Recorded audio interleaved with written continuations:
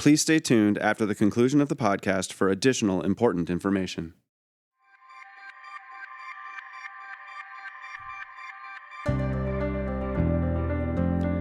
Hi, everybody. Welcome to another episode of Accrued Interest, PIMCO's podcast dedicated to financial advisors and their clients. My name is Gregory Hall. I lead the U.S. Wealth Management business at PIMCO, and as always, I'll be your host. I'm really excited for today's episode because for the third time this year, we have Marc Seidner and Pramol Dhawan joining me for a conversation. Now, you may remember earlier in the year, Marc and Pramol began coming onto the podcast to discuss a piece that they write on a quarterly basis. It's called PIMCO Perspectives. Marc is our CIO of non-traditional strategies. Pramol heads our emerging market investment business.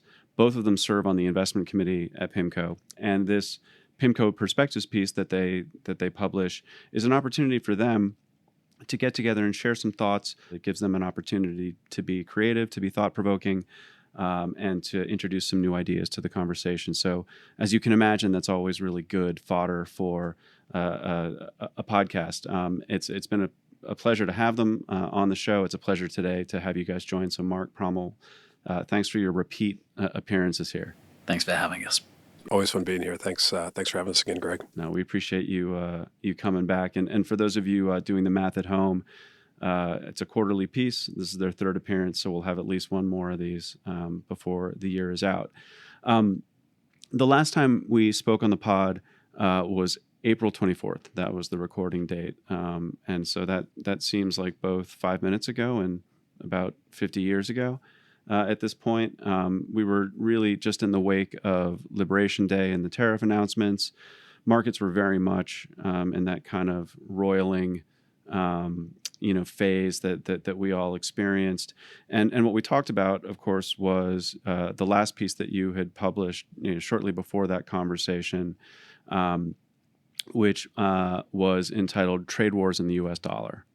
Very, very fitting for what was going on at the time. And we talked a lot about weakness in the U.S. dollar and what the administration's policy agenda as it related to tariffs and trade, might do not just to the dollar, but to kind of the whole landscape of international assets relative to U.S. assets. You've just published a piece on July 17th, and we'll link to all this in the show notes for those of you listening.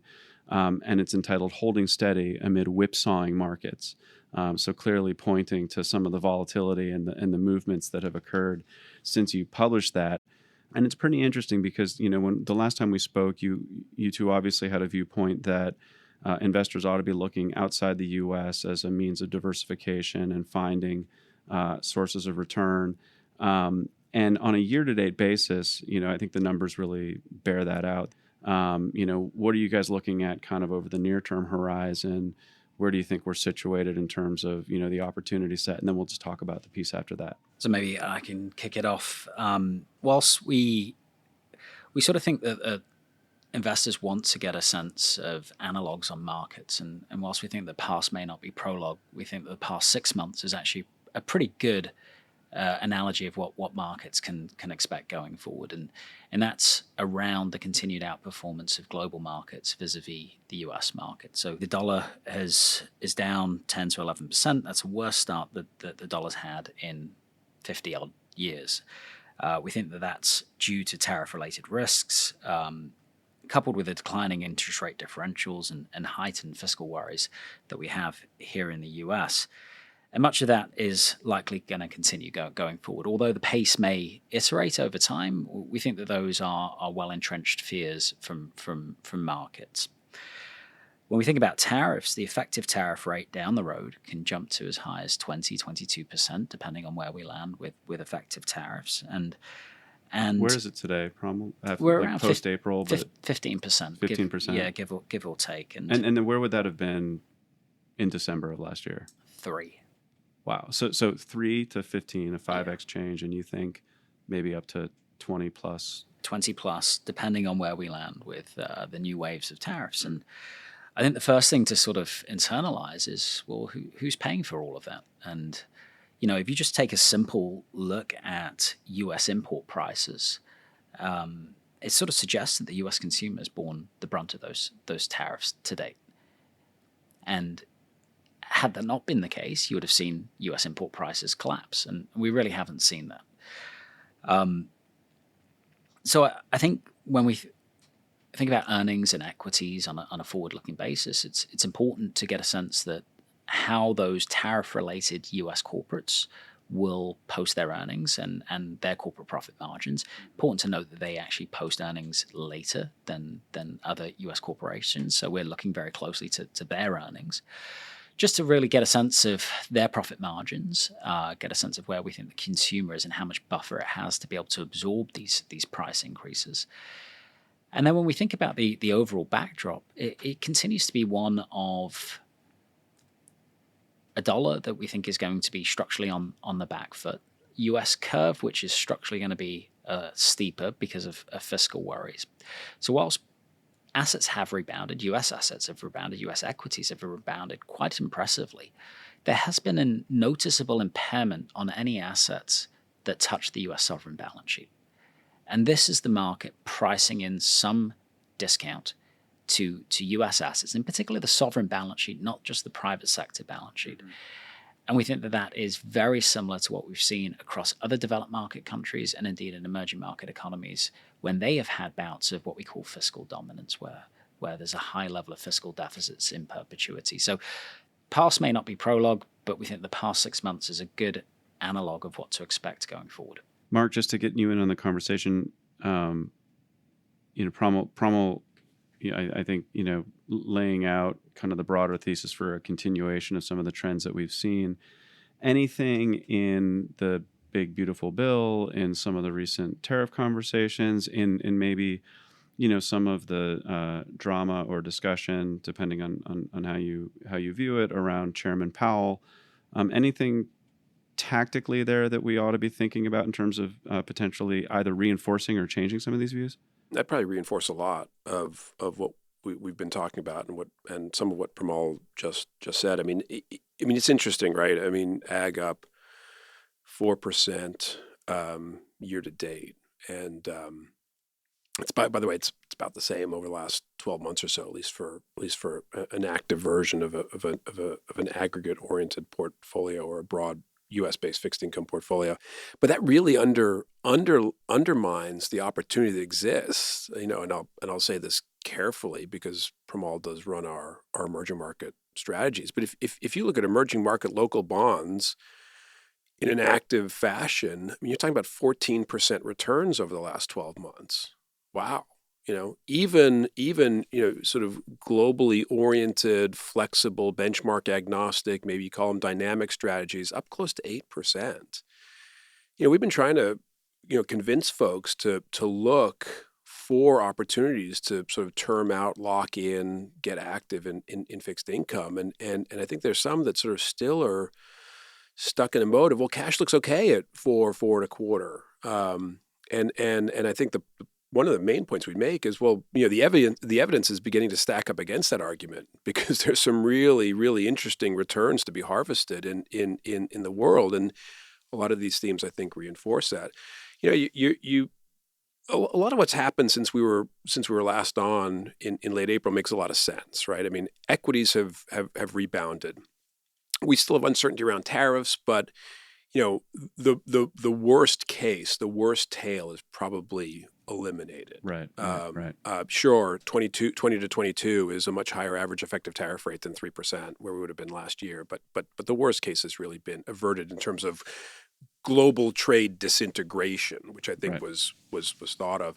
You've got the big beautiful bill, so I think there's some optimism there. The macro momentum in the United States, is beginning to turn. Initially we had all this negative sentiment and soft data that never really flowed through into the hard data. Now we think the hard data is going to continue to sort of soften, but worst when cases you say have been soft data, averted. does that you mean like consumer confidence and then Confidence, business confidence, survey type data that sort of is quick to pick up on potential trends, but always not always 100% reliable. And we do have I'll probably try to use polite words, but uncertainty. Maybe there's other words to use around the Fed chairmanship, and we can certainly talk about that a little bit more. I think we both have pretty strong views. And so it's no real surprise. Equities have bounced back, making new highs. Bonds are generally largely unchanged. Dollar is substantially weaker, and within the bond complex, curves are much steeper, which makes a lot of sense. As sovereigns, as Pramol said, it's sovereign risk that kind of exists, and you look at the pivot that's happened in the curve since the weekend pre-liberation day. The 2-year note's down 6 basis points in yield, and the 30-year note's up 29 basis points in yield, and there's 50 basis points more risk premia in longer duration bonds, and that's a combination of uncertainty around tariffs, uncertainty around inflationary impact that could possibly come out of tariffs. It's not our base case, but you certainly have to factor that in. And what's the impact of a big, beautiful bill and continuing to deteriorate debt and deficit dynamics? So a lot of the themes are the same, although there are definitely some nuances that make the discussion super interesting. Well, let's talk about the Fed chairmanship, because that's emerged really just over the last couple of weeks as a flashpoint. It had been something that we talked about, really since the election, but it really perked up, I guess, a couple of weeks ago when that meeting occurred, and there was some X Twitter, I don't know, I never know what to say, discussion of it after the fact. I'm sure you guys do have strong views. What's your sense of the most likely outcome there? Pramol, you want to go first, or you want me to? Yeah, I mean, I think it sort of, first and foremost, it makes us to really widen our perspectives of what we think is possible and probable in the US, because, it wasn't more than 6 months ago that many of our folks internally at PIMCO were just removing this possibility from the table. Mm-hmm. Now we've brought it in, we've sort of normalized it a little bit more. We've seen what the market reaction could look like, and then obviously they walked back that X or tweet or whatever you want to call it. There have been analogies in the past in developed markets.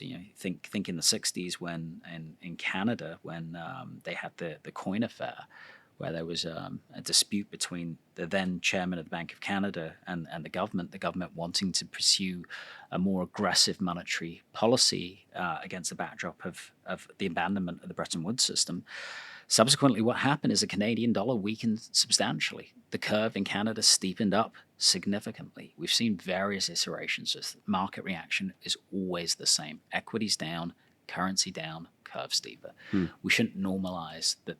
We should internalize that this is going to be no different, even though the US is a reserve currency. The market's going to pay incredible attention to what happens here. This is not normal in market norms. I mean, this is probably way too strong of a statement.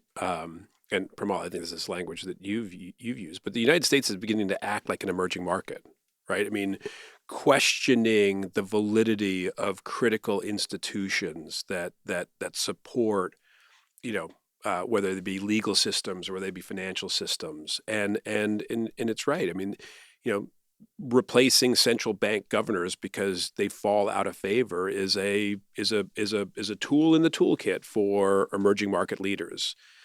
Less so for developed markets, and certainly not for the United States.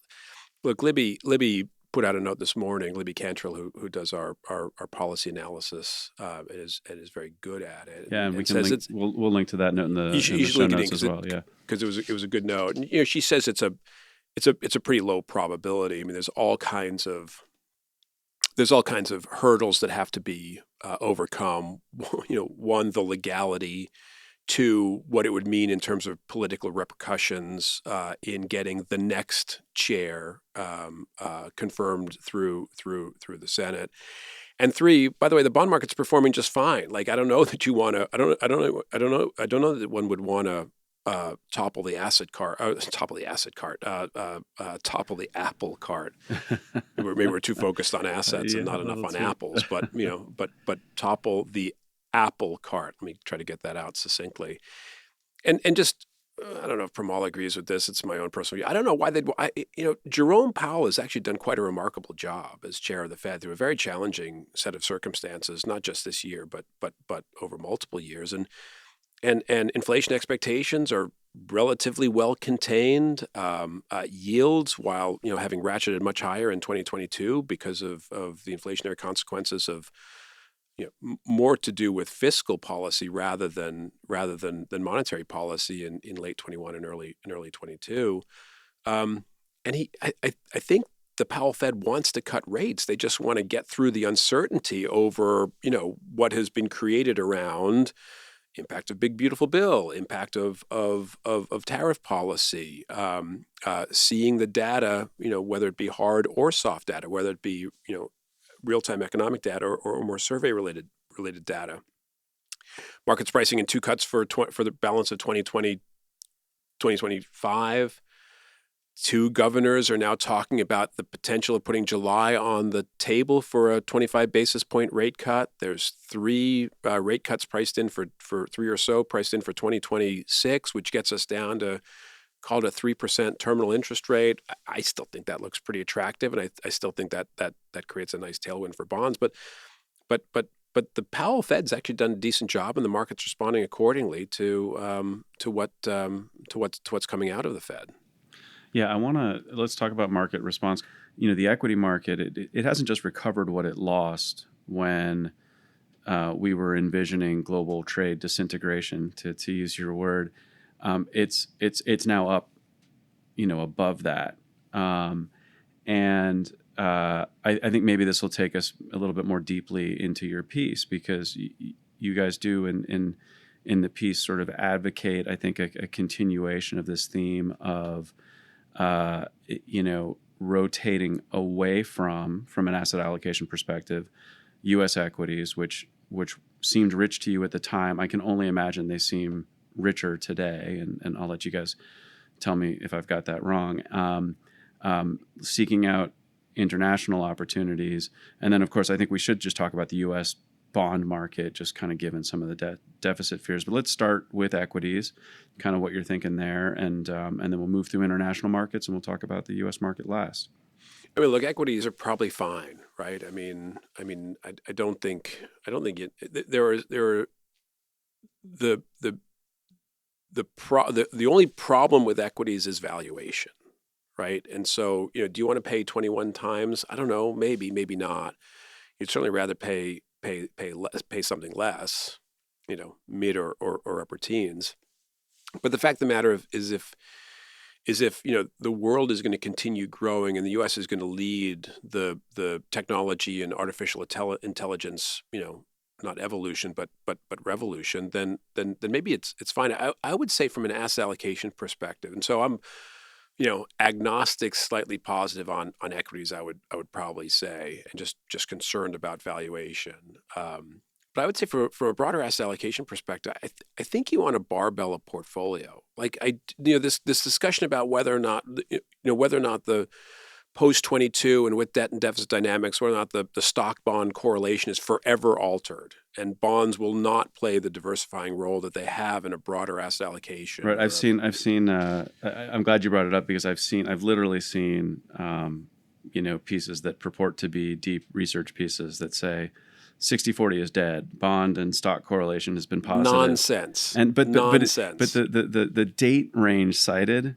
is literally from mid 2022 to mid 2023 or something like that. And people go, look at April. Look at like the weeks after Liberation Day. Stocks were going down, bond yields were going up. See, it's forever broke. And I'm like, but you're like, come on, it's like 4 days. Yeah. Like, maybe a tiny bit more than that, but it's just not based in science. I mean, there's absolutely no scientific thinking. It's all Danger Will Robinson and some robot like waving his arms around in the air. I'm probably dating myself with that analogy. Greg knows what I'm talking about. We'll link to it in the show notes, absolutely Mark. no idea what I'm talking about. But again, I'll pass it over. But again, I would probably barbell a portfolio. I would have a healthy degree of equities, and I would have a healthy degree of high quality bonds. Certainly not the back end of the yield curve, but the intermediate part of the yield curve. We can talk more about that later. And I wouldn't have, again, credit's probably fine, but valuations are back to their kind of, remember in February, high yield spreads were at their 0th percentile. Well, they're still 30 basis points wider than pre-Liberation Day, but and that puts them at their 8th percentile or something like that. And so I'd probably actually think about hollowing out some of the riskier credit keeping that out of a portfolio, getting my yield from high quality diversified fixed income, perhaps substituting in some emerging markets and the like, and not being relatively agnostic on equities. I think that's a decent portfolio from an asset allocation perspective. Pramol, do you? Yeah, you jump in here. Yeah, no, I also think that the equities are going to be fine. Should be internalized that nominal growth is going to be fine in the US. We're sort of expecting nominal growth to be in the sort of 4.5 to 5 handles. That's real growth of 1.5% over our secular horizon, a 3 to 5 year horizon. That's not great if you think about the level of deficit we're needing to incur to be able to get 1.5% real growth. 6 to 7% deficits to get 1.5% real growth. That's not great. And that invokes memories of fiscal dominance and fiscal issues. So I think, listen, in absolute terms, US equities, 5 to 6%, sure, fine. We just think there are going to be better opportunities elsewhere. And your tail risk that you're underwriting on this thing is huge. Well, you raised the specter earlier that I wanted to pull on the thread a little bit, because I hear I was in Pittsburgh and Minneapolis last week, just out meeting advisors, and it was a great trip. Great summer cities. Minneapolis in the summer it's gorgeous, and I'd been there many times, but only during January and February for some reason. Does the license plate read "Land of 10,000 Lakes"? I mean, that's pretty awesome for summertime. I visited 2 of them. I can't attest to the other 9,998, but yeah, I mean it's a beautiful spot. Anyways, let's not get distracted. But for those Minnesotans out there, it was a nice visit to your homeland. And in talking to a bunch of advisors, this notion of, hey, when we know tariffs are potentially inflationary or they're potentially a brake on growth. When are we gonna see that? And there's a lot of reasons those numbers haven't played through to the hard data yet. But is that part of the left tail that you feel like equity owners are underwriting today, Pramol? Yeah, I mean, it's certainly a part of the left tail. Unfortunately for the US, I think when you get into Q4, the immigration dynamics are going to start to reverse quite meaningfully at a time where those corporate profit margins or the ability for corporates to be able to absorb price increases are going to start to roll over. So you face the potential of higher costs at a time where growth is going to be, the hard data as Marc called it, is going to be probably surprising on the downside. And that leaves you with a bit of a stagflationary backdrop, which is obviously not great for risk assets, and hence the need to feel a little bit more cautious. And when you think about negative real rates in the US, I mean, for a long period of time, we've had sort of flat to slightly elevated real rates. If you do go into a period of negative real rates, that inherently is a tax on foreign investor inflows into the US. Now, you may not need Section 899 to overtly tax foreign investment on US assets. If you run negative real rates, potentially with a new chair that might take the Fed funds levels down to neutral quite abruptly, the interest rate differential evaporates between the US and the rest of the world, yet the manifestations of higher tariffs persist. And you may be in an environment in the short term where those real rates in the US are structurally negative, and that will induce dollar weakness. And that's part of our thesis about bond curves that are going to steepen more term premium in the back end. I think what we are seeing is just more demand for premium to own assets when you run 6 to 7% deficits in perpetuity. Yeah, it's interesting. So if I understand you correctly, there's this domino effect of the combination of tariff policy, likely rate cutting. We don't know when, we don't know how deeply, but I think you guys would argue that the direction is more likely down on the front end, and so that it creates basically I don't know exactly the word, but certainly a disincentive for foreigners to own U.S. assets, U.S. equities. April was very painful for a lot of non-U.S. investors not just because the equity market went down, but because the dollar went down at the same time. And so what was a 10 or 15% hit became a 25 or 30% hit, depending on sort of what your home currency was, right? And that's incredibly meaningful, especially when U.S. equities form such a large base of non-U.S. investors' portfolios. And I don't think you're arguing that the bond market in the U.S. is immune from that, obviously. Quite the opposite, certainly at the back end, right? Well, to date, it's important to internalize what we have seen and what we haven't seen. We haven't seen net selling of U.S. assets by foreigners. Mm-hmm. We just haven't seen it. It's if anything, there's been marginal buying of U.S. assets from foreign investors. What we have seen is adjustments of something called hedge ratios, which is how much foreign currency exposure offshore asset managers want to take to the U.S. And by and large, for the last decade or so, they've had a propensity to run higher hedge ratios than not, more exposure to the US dollar as the dollar's gone up. And right now there's an internalization that the volatility created by this movement in the dollar is starting to overwhelm the asset price returns of fixed income and equities. Therefore, we're going to adjust our hedge ratios and we're going to hedge a little bit more currency. So that's really what we've seen post-Liberation Day. We haven't yet seen material selling of U.S. assets. Mm-hmm. Now, we've also been in a window where we've been having trade negotiations.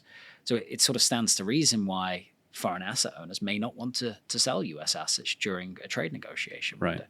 U.S. assets also still out-yield most of the rest of the world assets. So there is a yield advantage, another one of our pieces, within the U.S., which, if you do get into a new Fed chairmanship, then maybe that disintegrates. And these are all things that we're starting to think about what can prompt the next iteration of a potential down leg in the currency. It's not just going to be the adjustment of those hedge ratios, but likely going to formulate some sort of selling of the internalized assets.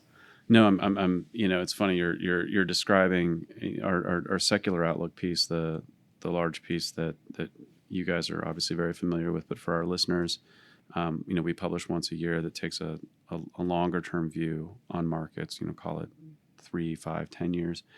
And it's entitled The Fragmentation Era. And it speaks exactly to what you just spoke to, this chain of events that might occur that really, stress a lot of the things that we've taken for granted about the way financial markets have worked for the last 10 or 15 years. So amidst all of this, let me ask you guys, advisors are practical people. I'm sure they found this conversation interesting and thought-provoking and scintillating, maybe at times funny, but what do we do here? What would you recommend to advisors? What would you have them looking at in terms of opportunity sets and investment opportunities? What macro indicators do you think they ought to be focused on so that they kind of can navigate this complexity with some beacons to help them know where we are? Yeah, I mean, I'll go back to the old phrase that we use a lot. There's $7 trillion sitting in money market funds. And the narrative we hear a lot is that, 4 or 5 is just fine and let's just stay parked, 4 or 5% yield. 4 or 5% yields. Yeah. Well, first of all, let's be clear. It's not 5. It's not 5. It's not 5. It's 4, and it's probably going to 3 pretty quickly. And so, again, the muscle memory and the lingering reflections of 2022, I think, have a lot of folks concerned about the bond market. And then you get into these discussions of correlations and debt dynamics, and people, their mind automatically goes to, potentially longer duration bonds. There is a fertile field to be harvested within sort of 2, 3, 4, 5 year maturities with plenty of great, with good starting yields, plenty of great opportunity for some additional spread or yield based upon various other instruments that a manager can or an investor can buy, or a fixed income portfolio manager can invest in. And it's not too hard to come up with portfolios that are sort of 3 to 5 year duration, single A average credit quality, so not a lot of credit risk, and 6.5% to 7.5% type potential returns. Like, yay, awesome, fantastic! It's really not that hard. Like, this is what people should be focusing on, but they're still sort of stuck at that $7 trillion vote every day to sit in a money market account and not do something else. And that's what that's what I think people should really be honing in on. In addition to the idea that, whether or not the period of American exceptionalism is over or not, you look at some of the data of U.S. versus Europe, both on technology spend and regulation, you think, well, maybe it's not really over. Maybe that's a nice theme. But that Pramol said, and we've referred to it, the world starts from a position that's not very favorable technically for the United States, just very overweight U.S. assets. Mm-hmm. And so that terming out the very front end and looking for areas of global diversification, whether it be in fixed income or in equity, to us, those are two themes that'll, and trying to be, less exposed to the dollar. To, if you're an American, you want to maintain purchasing power by not having all your assets go down as dollar assets, and be able to, enjoy a global, sit on a global stage. And I think those are the three things that we'd sort of continue to press advisors and others to think about as we head into the second half of the year. Yeah, and I think from my side, it's easy to be dystopian about markets. There are a plethora of risks that are out there: politics, geopolitics, domestic risks here in the US. We've just had an important election in Japan where the incumbent party lost the vote there, and the market's sort of pushing towards more fiscal stimulus there. So some of these risks we highlight are US, but some of them are just endemic within the global opportunity set right now. But I think within the backdrop of rising risks, you should be dystopian if there are not rising opportunities at the same time. That's not at all what Marc and I are saying. This is a great backdrop for active opportunities, global opportunities, where you can build robust portfolios. I would be more dystopian if those risks were there and there were no yield advantages. I'd be more dystopian if the risks were there and that there weren't the same global opportunities. So whilst those risks are there, they are, and they're likely going to stay persistent. We just feel quite thankful that there are quite a lot of good global opportunities to be able to take advantage of right now. All right. Well, guys, appreciate you being here. It's a great read, and just to, drive the point home for advisors who I know are busy and probably catching us, in the car between visiting clients or, racing off to another engagement. It's a couple of pages. It's really pithy. It's fast. Marc and Pramol have a way of making their point very efficiently, and I do think it gives any reader, a good framework for thinking about what kind of risk they're taking by continuing to own U.S. equities, what kind of risk any investor is taking by continuing to be in cash, as Marc pointed out eloquently, and then some of the other opportunities available, whether it's in our home market here in the U.S., in intermediate maturity bond portfolios, which we continue to favor. We had Dan Iveson on the pod just last month talking, at length about the characteristics of the U.S. bond market. And then, of course, international opportunities, which continue to be a theme for you guys that you're publishing on. And it's great to have you here to give that different perspective to our advisors. So thanks again for being here. Appreciate it. You are very welcome. As always, if you enjoyed today's podcast, we would really encourage you to subscribe to it. Having subscribers helps us understand our impact on you and your practice. It helps us invest more and bring better and more focused material to you. So please do subscribe and let us know you're out there. We'll link to all the documents referenced during today's show in our show notes. I wanted to mention that Accrued Interest is part of the Advisor Forum. Advisor Forum is PIMCO's one-stop destination for financial advisors visiting us on the website, as well as reading some of our material that is geared toward financial advisors. It's really designed to bring you what you need for your client conversations as quickly, efficiently, and as thoroughly as possible. So please check us out at PIMCO.com and identify yourself as a financial advisor. You'll be taken straight to the Advisor Forum site. Until next time, thanks for being with us. We appreciate your support, your attention, and wish you all the best of luck and a great rest of your summer.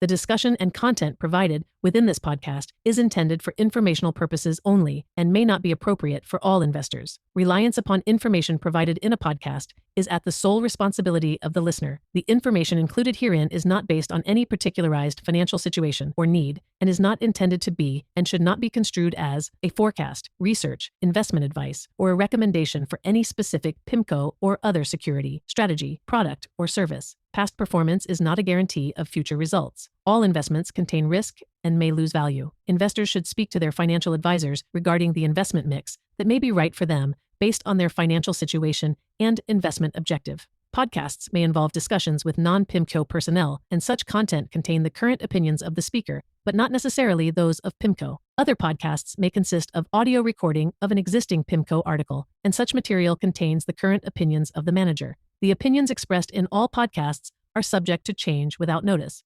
Information contained herein has been obtained from sources believed to be reliable, but not guaranteed. PIMCO, as a general matter, provides services to qualified institutions, financial intermediaries, and institutional investors. This is not an offer to any person in any jurisdiction where unlawful or unauthorized. For additional important information, go to www.pimco.com/gbl/en/general/legal pages/podcast disclosures